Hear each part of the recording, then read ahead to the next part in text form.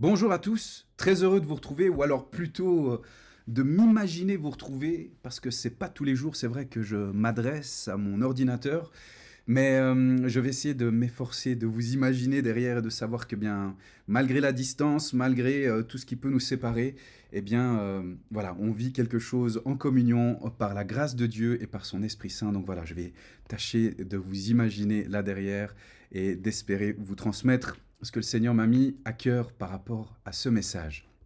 Alors, pour ceux qui ne le savent peut-être pas, je suis suisse. Oui, je sais, on n'est pas tous parfaits. Et quand vous êtes suisse, un peu avant 18 ans, vous recevez ce que l'on appelle un ordre de marche. Un ordre de marche, c'est une invitation qui vous propose de venir passer quelques mois dans une autre partie de la Suisse avec plein d'autres jeunes de votre âge. On vous fournit un logement, des vêtements, on vous propose des activités. En fait, c'est un peu comme au Club Med, mais gratuit. Ce séjour, en fait, s'appelle l'école de recrues.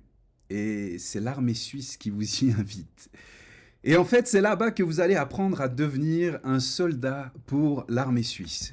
Et c'est lors de cette école de recrues que nous allons donc apprendre ce que signifie être un soldat selon les standards de l'armée suisse et ce que sera la mission qui s'attache à notre affectation.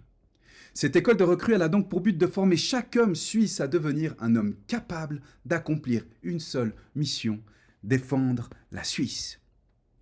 Alors, pour nous chrétiens, il n'existe pas d'école de recrues pour être formés en tant que disciples de Jésus-Christ, et pourtant, dès le moment où nous recevons la foi, nous entrons dans une guerre, dans un combat.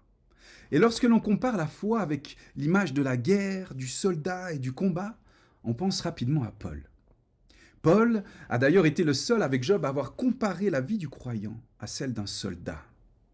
Il appelle même Timothée à souffrir avec lui comme un bon soldat de Jésus-Christ. Paul avait reçu un ordre de marche de la part du Seigneur, un ordre clair. Cet ordre était faire progresser l'Évangile, peu importe le prix. Et alors qu'il était en prison à Rome, Paul a écrit plusieurs lettres à différentes églises. L'une d'elles est la lettre aux Philippiens. Une lettre vraiment riche, qui a pour but plusieurs choses. Mais cette lettre est une sorte d'ordre de marche, justement. Un ordre de marche pour encourager ses précieux amis à persévérer dans la progression de l'Évangile. Persévérer malgré le combat et malgré la guerre qui fait rage, comme nous le dit Philippiens 1. On voit qu'il y a une lutte qui est là, quelque chose qui voudrait empêcher l'Évangile d'avancer. Alors il va encourager ses frères et sœurs de Philippe pour aller et faire progresser l'Évangile jusqu'à aller briller au milieu même de la guerre. Alors lisons ensemble, si vous voulez bien, ce que dit Paul aux Philippiens dans notre passage. Philippiens 2, versets 12 à 18, je lis dans la version Summer. Mes chers amis, vous avez toujours été obéissants. Faites donc fructifier votre salut avec toute la crainte qui s'impose, non seulement quand je suis présent, mais bien plus maintenant que je suis absent. Car c'est Dieu lui-même qui agit en vous pour produire à la fois le vouloir et le faire conformément à son projet bienveillant. Faites tout sans vous plaindre et sans discuter, pour être irréprochables et purs, des enfants de Dieu au sein d'une humanité corrompue et perverse. Dans cette humanité, vous brillez comme des flambeaux dans le monde en portant la parole de vie. Ainsi, lorsque viendra le jour de Christ, vous serez mon titre de gloire. Je n'aurai pas couru pour rien et ma peine n'aura pas été inutile. Et même si je dois offrir ma vie comme une libation pour accompagner le sacrifice que vous offrez à Dieu, c'est-à-dire le service de votre foi, je m'en réjouis et je m'en réjouis avec vous tous. Vous aussi, de la même manière, réjouissez-vous et réjouissez-vous avec moi. Quelle richesse dans ce texte, mes amis, quelle richesse! Et ce que Dieu pourrait nous dire au travers des recommandations de Paul pourrait se résumer ainsi. Vivez le salut que vous avez reçu en apportant avec joie la lumière de Christ au sein des ténèbres. En d'autres termes, et c'est le titre de mon message, sauver pour sauver. Sauver ES pour sauver ER. Car si nous avons été sauvés, mes amis, ce n'est pas pour que nous nous installions égoïstement dans le fauteuil de notre salut, mais pour que nous entrions dans la mission qui s'attache à notre appel. Car notre salut n'est pas un fauteuil, c'est une mission. Nous, chrétiens, avons été sauvés et par ce salut, nous avons reçu un ordre de marche. Et Paul en rappelle dans ce passage une partie, mais une partie importante de son contenu. 4 choses. Premièrement, vivez le salut. Faites briller le salut. Contemplez constamment le salut et réjouissez-vous du salut. Voilà les 4 points que nous allons aborder aujourd'hui. Et commençons donc par notre premier point, vivez le salut. Dans les 2 premiers versets, Paul parle de faire fructifier notre salut avec crainte et tremblement. Alors comme je vous l'ai dit plus tôt, en Suisse, lorsqu'on entre dans l'armée, tout commence à l'école de recrues. Et petit à petit, quand on arrive dans ce nouvel environnement, on commence à découvrir cette nouvelle vie. On reçoit de nouveaux vêtements, identiques à toutes les autres recrues. On dort dans des dortoirs avec toutes les autres recrues. On doit obéir aux mêmes ordres que toutes les autres recrues. On a des horaires et des tâches identiques à toutes les autres recrues. On mange dans une cantine la même nourriture que toutes les autres recrues. Et on se fait crier dessus à longueur de journée comme toutes les autres recrues. Et là-dedans, on a tous un seul et même objectif, partir. On n'a tous qu'une envie, c'est de partir d'ici, revenir à notre vie normale où on faisait ce qu'on voulait, comme on le voulait et quand on le voulait. On veut retrouver notre liberté individuelle. Mais on n'a pas le choix. On doit rester et subir cette vie pendant plusieurs mois sans y trouver aucune joie. Ça, c'est l'armée suisse. Pas de perspective réjouissante à faire l'armée. Et c'est encore moins réjouissant si nous imaginons qu'un jour, nous devrons peut-être partir au combat au péril de notre vie. Alors certainement pas en Suisse, quoique on ne le sait jamais. Et pour nous chrétiens, il y a des similitudes entre notre salut et cette réalité de l'armée. Si nous avons été sauvés, si nous avons la foi en Jésus, nous faisons partie de l'armée de Jésus. Nous étions dehors et nous sommes maintenant à l'intérieur. Notre salut est de lui appartenir et d'être trouvé en lui, en Jésus. Nous avons aussi reçu de nouveaux habits. Nous avons revêtu Christ. Nous avons reçu cette même nourriture, ce pain du ciel qui nous conduit chaque jour. Cette parole de Dieu qui nous nourrit bien plus que le pain de la terre. Nous aussi, nous avons reçu et nous recevons chaque jour des directives de la part d'un chef bienveillant, lui. Il ne nous crie pas dessus. Et c'est la parole de Dieu qui nous guide chaque jour pour marcher à la suite de Christ. En bref, les chrétiens qui ont été recrutés par le Seigneur vivent quelque chose de similaire aux recrues suisses. Mais il y a une très grande différence entre les deux. Les Suisses n'ont aucune envie de faire partie de cette armée et ne trouvent aucun plaisir dans cet objectif-là. En tout cas, la plupart. Car l'armée suisse est une armée terrestre faite d'individus qui vivent pour eux-mêmes. Ils sont centrés sur eux-mêmes et sur leurs propres intérêts. Mais les chrétiens, eux, sont tellement reconnaissants. En tout cas, ils devraient l'être, d'avoir été sauvés et de faire partie de Jésus, d'être unis à lui, d'être un en lui et d'avoir été appelés à en sauver d'autres. Parce que les chrétiens, et on le sait tous, sont les membres d'un corps céleste dont la tête est Christ, et ils vivent maintenant par lui, en lui et pour lui. Et même si Paul parle d'obéissance et donne un ordre aux Philippiens, faites fructifier votre salut, vivez le salut, il déclare aussi que nous avons reçu une puissance qui nous permettra d'obéir et qui nous rendra capables de faire fructifier ce salut que nous avons reçu. Il dit en Philippiens 2,13, c'est Dieu lui-même qui agit en vous pour produire le vouloir et le faire. Et c'est à cause de cette réalité que Paul peut nous donner un ordre. Vivez le salut. Faites fructifier le salut. Vous avez tout entre vos mains pour le faire. C'est possible par la puissance de Dieu. Cette puissance, c'est ce que l'armée de Suisse est incapable d'offrir à ses soldats. C'est le Saint-Esprit, le salut qui est venu habiter en nous. Dieu lui-même agissant en nous. Et c'est ce même esprit qui nous a convaincus de péché. C'est ce même esprit qui nous a offert la foi, qui nous a donné une vie nouvelle, qui nous a fait considérer et qui nous permet de considérer les intérêts des autres avant les nôtres. C'est ce même esprit qui nous donne de l'amour pour les autres recrues, même ceux qui ronflent. C'est ce même esprit qui nous donne la joie de faire partie de cette armée, de faire partie de ce corps de Christ. Et c'est ce même esprit qui produit en nous le vouloir et le faire, comme il le dit au verset 13. Sans le Saint-Esprit, nous sommes incapables d'obéir à Jésus et de servir ses intérêts avant les nôtres. Nous sommes des créatures déchues et individualistes qui n'avons aucune puissance humaine pour remédier à notre propre égocentrisme. Sans la puissance de Dieu répandue dans nos cœurs par le Saint-Esprit, nous sommes incapables de former une armée unie. Nous sommes incapables d'être un corps avec un seul et même objectif, le progrès de l'Évangile pour la gloire de Dieu et pour le salut des âmes. C'était l'objectif de Paul et cela doit être notre objectif. Mais sans l'Esprit, nous en sommes complètement incapables. Alors, vivez le salut par la puissance de l'Esprit, mes amis. Soyez cette armée du salut, unie pour le progrès de l'Évangile, car la mission qui vous attend est grande. Vivez le salut par la grâce de l'Esprit, sinon vous serez une armée divisée où chaque soldat fait ce qui lui semble bon. Et une armée comme celle-ci est vouée à l'échec. Mais l'Église de Christ n'est pas une armée terrestre. Elle est une armée d'hommes et de femmes transformés par la puissance de Dieu afin de faire progresser l'Évangile pour la gloire de Dieu et pour le salut des âmes. Quelle mission!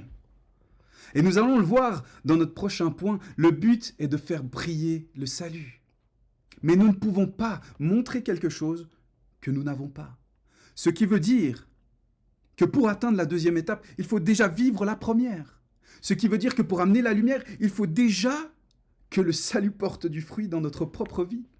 Parce que faire briller le salut, amener la lumière, mes amis, ce n'est pas évangéliser. Souvent, on imagine que, justement, briller, amener cette lumière, c'est faire de l'évangélisation. C'est une partie qui découle de quelque chose d'autre. Briller, ce n'est pas prêcher l'évangile à tout le monde. Briller, ce n'est pas mettre Jésus à la première place dans notre vie. Ça peut faire bizarre ce que je dis là. Mais briller, c'est laisser toute la place à Jésus dans notre vie.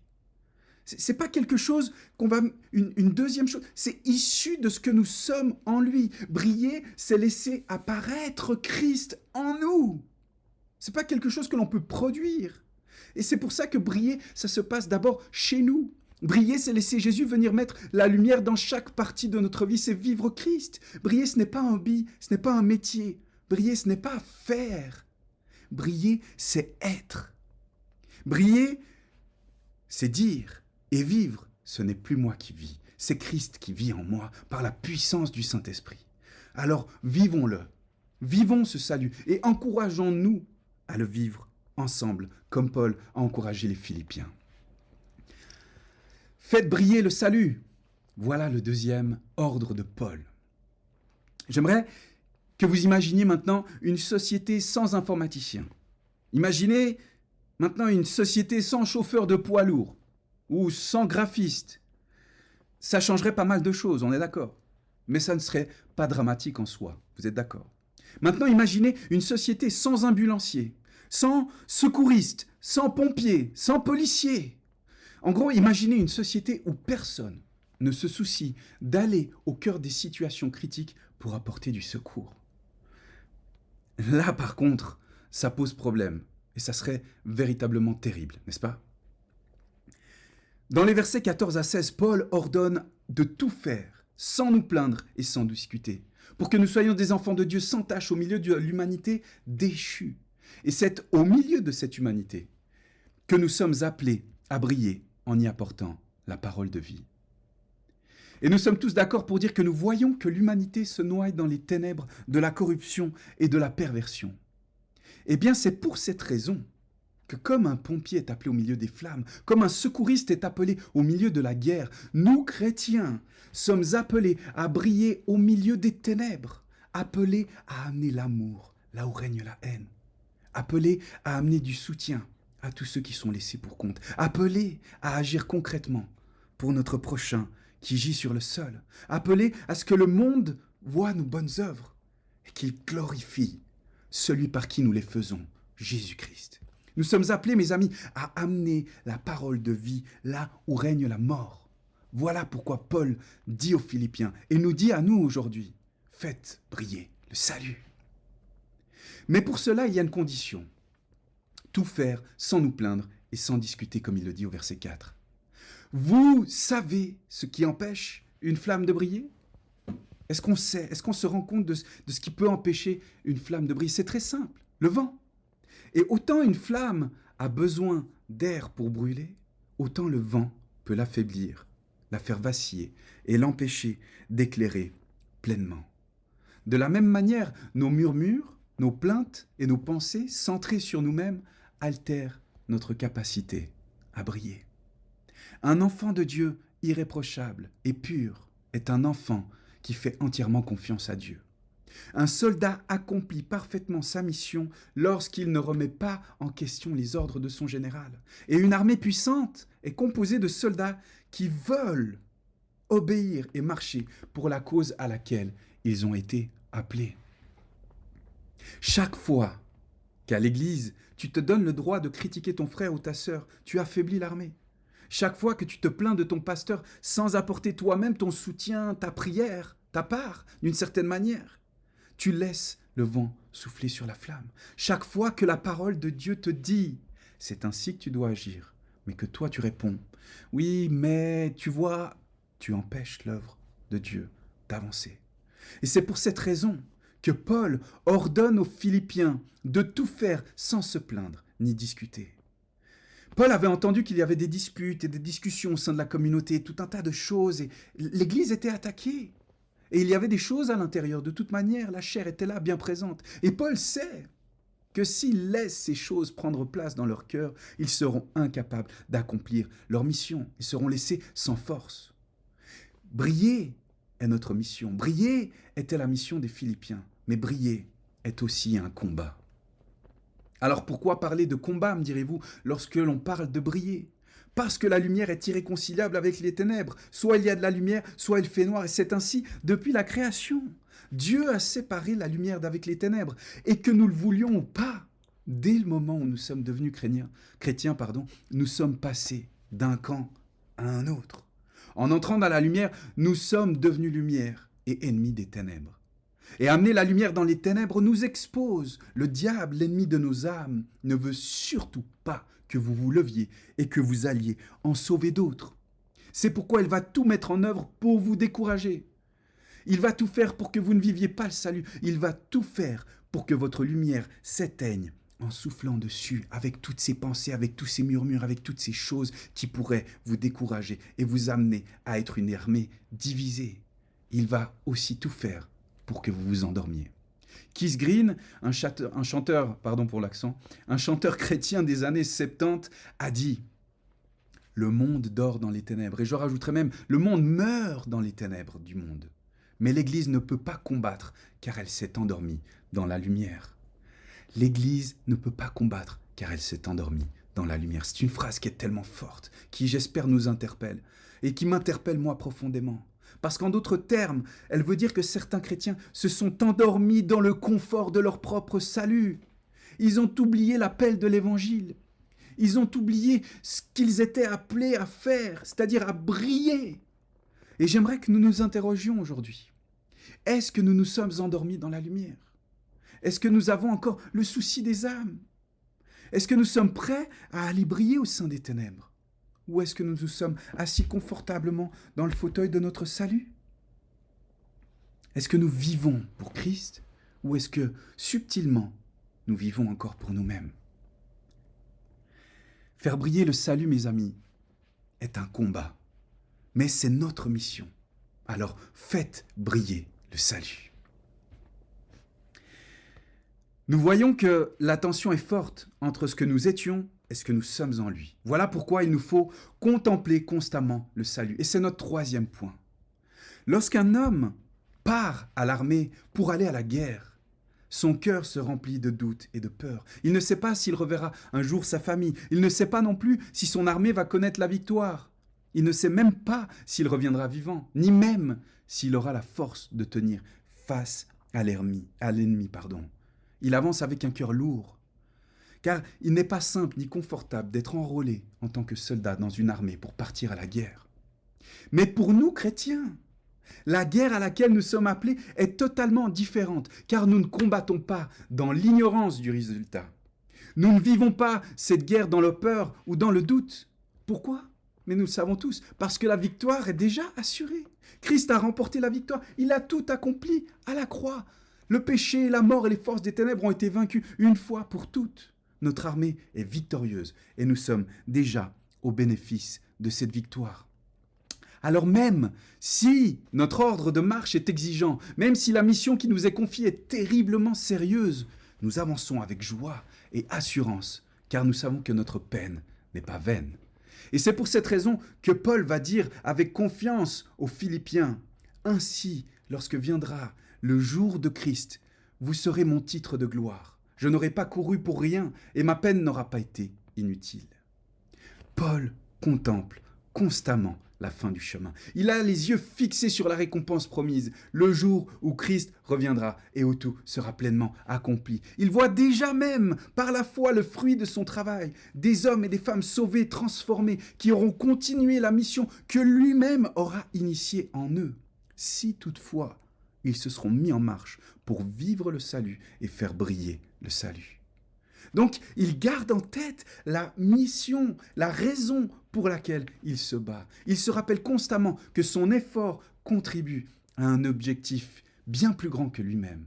Sa course, sa gloire est de voir d'autres courir avec lui pour la gloire de Dieu, afin que l'évangile progresse et que le plus grand nombre soit sauvé.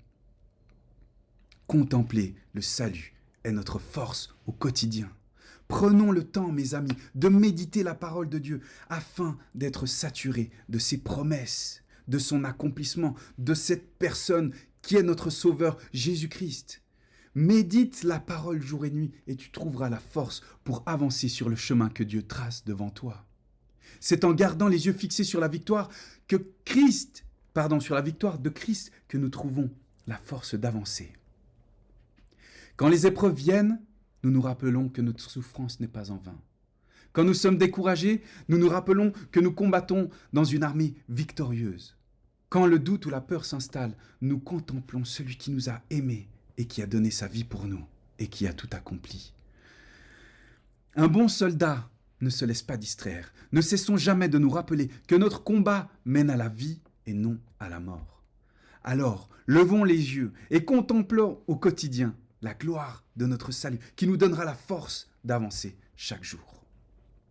La 4e recommandation de Paul est toute surprenante, tellement elle est simple, mais en même temps pas facile à vivre.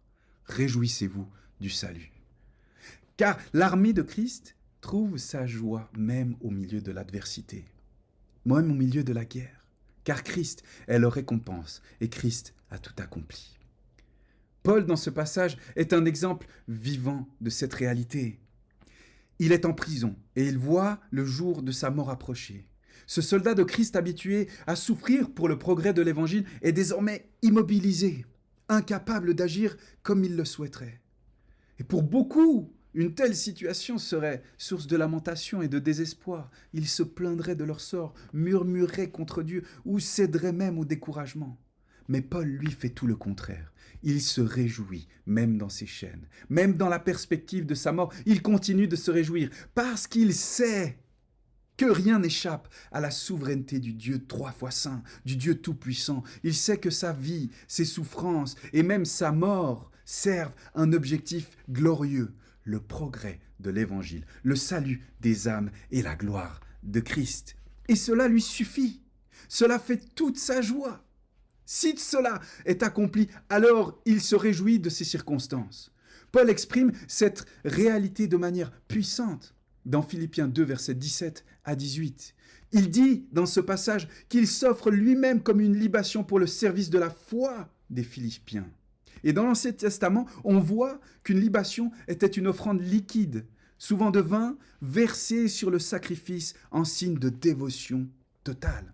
Donc Paul se voit lui-même comme cette libation versée sur l'autel du service des Philippiens pour le progrès de la foi. Il est dans cet état d'esprit où il se donne entièrement pour que leur foi progresse et pour que l'évangile progresse. Paul dit en quelque sorte, si ma vie est donnée en sacrifice pour que votre foi grandisse et que d'autres âmes soient sauvées, je m'en réjouis pleinement. Paul ne voit pas son sacrifice comme un sacrifice, comme une perte, mais comme un motif de joie. Paul invite 2 fois les Philippiens à se réjouir. La première fois, il dit aux Philippiens de se réjouir de ce que lui est en train de vivre. Donc il leur dit, je suis en prison, mais réjouissez-vous, parce que voyez que ma situation amène au progrès de l'Évangile. Et la deuxième fois, il dit aux Philippiens, réjouissez-vous avec moi. Ça veut dire qu'il encourage les Philippiens à recevoir cette joie en offrant eux aussi leur vie en sacrifice à Dieu, en le suivant sur ce chemin qui fait progresser l'Évangile. Pour la gloire de Christ et pour le progrès de l'Évangile et pour le salut des âmes. J'arrive à la fin. Pardon, je dépasse le temps un petit peu. Merci pour votre patience. Offrons nos vies. Voilà ce que Paul nous encourage à faire. Offrons nos vies comme lui pour le progrès de l'Évangile. Et nous recevrons une joie que seul Dieu peut nous offrir. Une joie qu'il nous donne lorsque nous le mettons à la première place, lorsque nous le mettons en priorité dans notre vie, lorsque cet objectif premier est là en nous, nous recevons une joie qui dépasse toutes les joies de ce monde. Mettons en priorité, mettons Dieu en priorité dans notre vie, et cette joie nous inondera malgré les tempêtes. Car cette joie ne dépend pas des circonstances, cette joie est un don de Dieu. J'en arrive à ma conclusion. Lorsque nous avons été sauvés, nous avons parlé du salut au début de ce message. Lorsque nous avons été sauvés par la foi en Jésus, nous avons reçu une nouvelle identité, une nouvelle vie en Christ. Cette vie est attachée à un nouvel appel, à un nouveau travail, une nouvelle mission. Et cette mission ne nous sauve pas, car nous sommes sauvés par la foi. Mais cette mission est ce pourquoi nous avons été recréés en Jésus. Notre mission est de vivre le salut que nous avons reçu pour apporter avec joie la lumière de Christ au sein des ténèbres. Nous avons été sauvés, et S pour sauver, ER. Et je terminerai avec cette image. Mes amis, une lampe ne se pose pas de question de savoir si elle doit briller ou non. Une lampe est faite pour ça. Et nous sommes faits pour ça. Si nous sommes ressuscités avec Christ, c'est pour faire briller le salut. Et si nous ne brillons pas, si nous ne voyons pas de fruits dans notre vie, vérifions la prise de la lampe. Et c'est mon encouragement pour nous ce matin, aujourd'hui. Car pour briller, la lampe a besoin d'être branchée à la source. Et pour faire fructifier notre salut, il faut que nous revenions à notre salut. C'est aussi simple que ça. Revenons à Jésus, mes amis. Vivons le salut. Paul vivait tellement de souffrances, et pourtant, Paul avait une joie si profonde, si vive. Rien ne pouvait lui voler la joie de son salut. Philippiens 4.4, c'est la joie. C'est cette joie de vivre l'Évangile, d'amener l'Évangile et de contempler l'Évangile à chaque instant qui réjouissait si profondément le cœur de Paul. Est-ce que quand les gens nous regardent, ils voient ce que l'on pouvait voir en Paul? Ce n'est pas une condamnation que je dis là, c'est une interpellation que je me lance à moi-même. Ne fuyons pas la souffrance, mes amis. Ne cherchons pas notre confort. Il n'est pas de soldat qui s'embarrasse des affaires de la vie. Ranimons la flamme que nous avons reçue. Réjouissons-nous de notre salut. Ne perdons pas de temps, car la guerre fait rage. Nous sommes dans des temps critiques, des temps difficiles, ces temps de la fin. Ces temps où les ténèbres se font épaisses. Ne laissons rien, ni personne, venir cacher notre lumière. Renonçons à tout ce qui brille plus que Jésus dans nos vies et attachons-nous à lui de tout notre cœur. Contemplons chaque jour notre salut, car aucune guerre, aucun combat, aucune souffrance ne peut ravir la victoire à Jésus. Cette victoire à laquelle nous avons pris part lorsqu'il nous a sauvés. Alors mon encouragement ce matin, ce jour, pour nous, ne passons pas à côté de notre vie. Ne passons pas à côté de notre appel. Et quelle sera notre plus belle récompense que d'entendre un jour Dieu nous dire « C'est bien, bon et fidèle serviteur. Tu as été fidèle en peu de choses. Viens, entre dans la joie de ton maître. » Alors, vivez le salut que vous avez reçu, en apportant avec joie la lumière de Christ au sein des ténèbres, car c'est le but de votre vie nouvelle en Jésus-Christ. Soyez bénis et que le Seigneur, par son Esprit Saint, vous fortifie et vous encourage à aller toujours plus loin pour cette même et unique mission, le progrès de l'Évangile, pour la gloire de Dieu et pour le salut des âmes. Soyez bénis et au plaisir de vous retrouver peut-être prochainement. À bientôt.